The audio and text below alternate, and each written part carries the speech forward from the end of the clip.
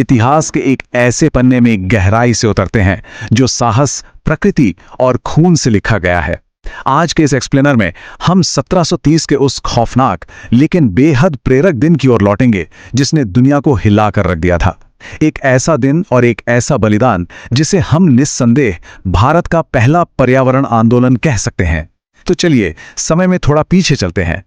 सिर सांटे रूख रहे तो भी सस्तो जान, यानी यदि एक पेड़ को बचाने के लिए किसी का सिर भी कट जाए तो भी ये एक सस्ता सौदा है। सच में यह कोई किताबी ज्ञान या दर्शन नहीं है, ये अमृता देवी नाम की एक निडर महिला का अंतिम सत्य था। जरा सोचने वाली बात है, एक तरफ साक्षात मौत खड़ी है, कुल्हाड़ी चमक रही है, और दूसरी तरफ सिर्फ एक पेड़ है। आखिर कोई महज एक पेड़ के लिए अपनी जान क्यों देगा?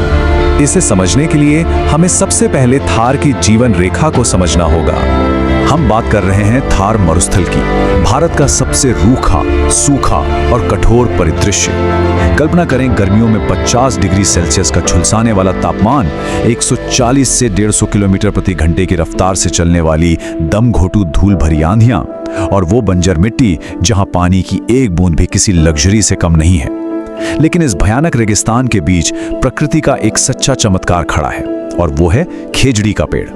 ये भयंकर रेगिस्तान में सचमुच एक जीवन रक्षक है। इसके कच्चे फलों से मशहूर कैरसांगरी बनती है, और अकाल के समय इसकी छाल खाकर जान बचाई जाती है। इतना ही नहीं, इसकी जड़ें मिट्टी में नाइट्रोजन बांधती हैं, जिससे बंजर जमीन भी उपजाऊ बन जाती है। ये कोई साधारण पेड़ नहीं, बल्कि रेगिस्तान की जीवन रेखा था।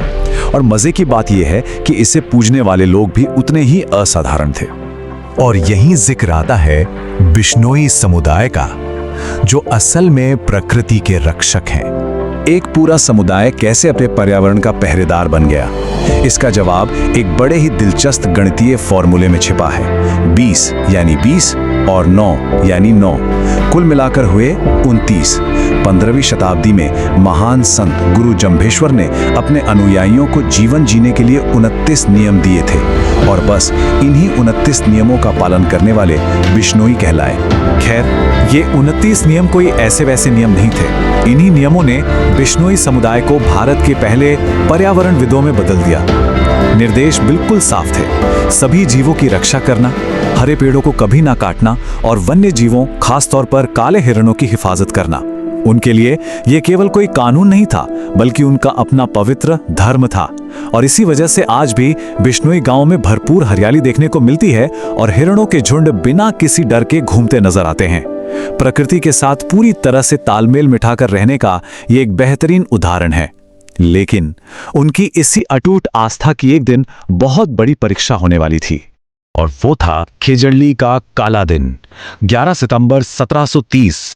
ये एक बिल्कुल शांत सुबह थी। ज्यादातर पुरुष खेतों में काम करने गए थे कि तभी घोड़ों की टापों और हथियारों की खनक ने खेजड़ली गांव की शांति को पूरी तरह भंग कर दिया। दरअसल जोधपुर के महाराजा अभय सिंह को मेहरानगढ़ किले में एक नया महल बनाना था, और निर्माण में चूने के भट्टों को जलाने के लिए भारी मात्रा में लकड़ी की जरूरत थी। सैनिक अपनी बड़ी बड़ी कुल्हाड़ियों के साथ गांव में घुसे और सीधे खेजड़ी के पेड़ों को निशाना बनाया। जैसे ही अमृता देवी ने यह देखा, वो बिना किसी डर के आगे आईं और एक खेजड़ी के पेड़ से लिपट गईं। उन्होंने गरजते हुए सैनिकों को साफ चेतावनी दी कि पेड़ काटने से पहले उनके शरीर को काटना होगा, लेकिन सैनिकों ने कोई दया नहीं दिखाई। कुल्हाड़ी चमकी और पलक झपकते ही अमृता देवी का सिर धड़ से अलग कर दिया गया। अपनी मां की इस निर्मम हत्या को देखकर उनकी 3 जवान बेटियां भी पीछे नहीं हटी। वो भी गईं और पेड़ों से लिपट गईं, और उन्हें भी बेरहमी से काट दिया गया। ये एक बेहद भयानक और रक्त रंजित दृश्य था।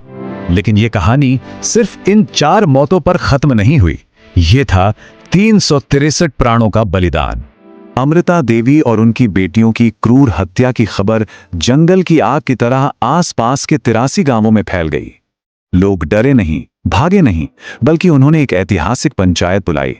363, जी हां, 49 अलग अलग गांवों से लोग आए, और हर उस पेड़ के लिए जिसे काटा जाना था, एक बिश्नोई ने अपनी मर्जी से आगे आकर अपना जीवन दे दिया, बिना किसी हथियार के, बिना किसी चीख पुकार या हिंसा के। ये पूर्ण अहिंसा का एक ऐसा प्रदर्शन था जिसकी कल्पना भी मुश्किल है। खेजड़ली की मिट्टी उस दिन सचमुच लाल हो गई थी। कुल 363 लोगों ने सिर्फ पेड़ों को बचाने के लिए कुल्हाड़ी के वार अपने सीने पर सहे। जब यह खौफनाक खबर महाराजा अभय सिंह तक पहुंची, तो वे पूरी तरह सन्न रह गए। खेजड़ली की लाल मिट्टी ने उन्हें भीतर तक झकझोर कर रख दिया था। महाराजा ने भारी मन से तुरंत पेड़ों की कटाई रुकवा दी। उन्होंने बिश्नोई समुदाय से माफी मांगी और तांबे के एक पत्र पर एक शाही आदेश जारी किया।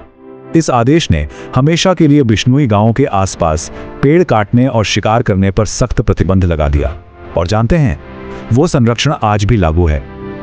उस दिन बहे खून ने एक ऐसा स्थायी कानून बना दिया जिसे फिर कोई नहीं तोड़ सका। और इस तरह पीछे छूट गई एक अमर विरासत। खेजड़ली का ये बलिदान सिर्फ 18वीं सदी के इतिहास के पन्नों में कहीं दफन होकर नहीं रह गया। 1730 के इस सर्वोच्च बलिदान से ही सीधे प्रेरणा लेकर लगभग 240 साल बाद 1973 में हिमालय की वादियों में प्रसिद्ध चिपको आंदोलन शुरू हुआ, जहां लोगों ने एक बार फिर से पेड़ों को बचाने के लिए उन्हें गले लगा लिया। इसके बाद 2001 में भारत सरकार ने वन्य जीव संरक्षण में बेहतरीन काम करने वालों के लिए अमृता देवी बिश्नोई वन्य जीव संरक्षण पुरस्कार की स्थापना की और अंततः 2013 में 11 सितंबर के उस बलिदान के दिन को भारत में राष्ट्रीय वन शहीद दिवस घोषित किया गया। देखा जाए तो ये सिर्फ एक गांव की कहानी नहीं थी, बल्कि ये आधुनिक पर्यावरण संरक्षण की नींव बन गई। इस पूरे सफर के बाद एक बहुत ही गहरा सवाल हमारे सामने खड़ा होता है। यदि वे लोग सदियों पहले केवल एक पेड़ के लिए बिना कुछ सोचे समझे अपना जीवन दांव पर लगा सकते थे, तो आज के इस आधुनिक युग में जब हमारा पूरा पर्यावरण इतने गंभीर संकट में है, तो हमारी क्या जिम्मेदारी बनती है? प्रकृति के प्रति हमारा सच्चा कर्तव्य आखिर क्या होना चाहिए? ये एक ऐसा सवाल है जिसका जवाब हमें कहीं बाहर नहीं, बल्कि अपने भीतर खोजना होगा।